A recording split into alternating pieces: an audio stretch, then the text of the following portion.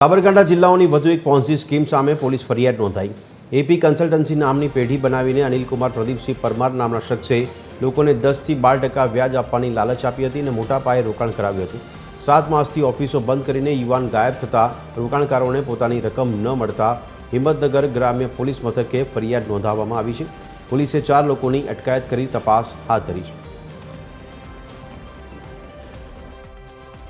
AP કન્સલ્ટન્સીના main director જે છે અનિલસિંહ અને હિતેન્દ્રસિંહ તે લોકોએ બંને સાથે મળી અને બીજા અન્ય 4 લોકોએ મદદગારી કરીને રોકાણકારોને 10 થી 12% મહિને વળતર આપીશું તેવી લાલચ આપી અને મોટી સંખ્યામાં લાખો રૂપિયાનું એમાં રોકાણ કરાવેલું છે।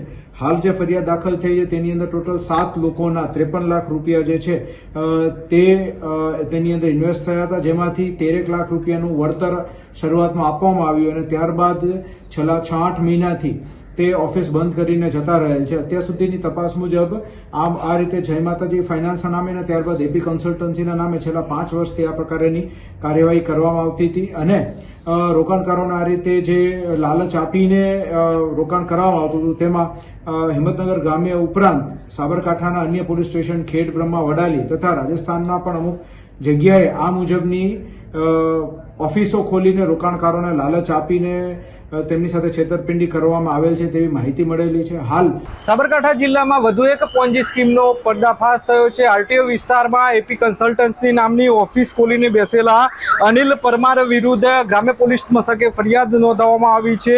મહત્વની બાબત છે કે રોકાણકારોને મોટી લોભામણી લાલચો આપવામાં આવતી હતી ને આ લાલચો દરમિયાન તેમની પાસેથી મોટી સંખ્યામાં જે રોકાણકારો છે તેમની પાસેથી રોકાણ એકઠું કરવામાં આવતું હતું। આરટીઓ વિસ્તારમાં શાંતમ કોમ્પ્લેક્સ આવેલું છે ને ત્યાં તેની ઓફિસ આવેલી હતી ને જે રોકાણકારો છે તેમને વિદેશ જવાની ટૂરની લાલચ આપવામાં આવતી હતી। આ ઉપરાંત ઊંચા વ્યાજની પણ લાલચ આપવામાં આવતી હતી ને આ ઉપરાંત જે એજન્ટો રાખવામાં આવ્યા હતા એજન્ટોને પણ સ્કીમો આપવામાં આવતી હતી ને કરોડોનું રોકાણ ભેગું કર્યા બાદ જે આ ઓફિસ છે તેને તાળા વાગી ગયા છે। રોકાણકાર અનિલ પરમાર મુખ્ય આરોપી છે, તેમના વિરુદ્ધ જે ફરિયાદ નોંધાવી છે તે આરોપી દુબઈ ભાગી ગયો હોવાની આશંકા જોવા મળી રહી છે। હાલ ગ્રામ્ય પોલીસે સમગ્ર મામલે અનિલ પરમાર વિરુદ્ધ ફરિયાદ નોંધી છે। એક રોકાણકારે ફરિયાદ નોંધાવતા આ જે સમગ્ર કૌભાંડ છે તે બહાર આવ્યું છે, પરંતુ મહત્વનું કહી શકાય કે હજારો રોકાણકારો આ એજન્સી સાથે જોડાયેલા હતા, લાખોની માત્રામાં કરોડોની માત્રામાં રોકાણ કર્યું હતું અને આ જે અનિલ પરમાર ઠગ છે તે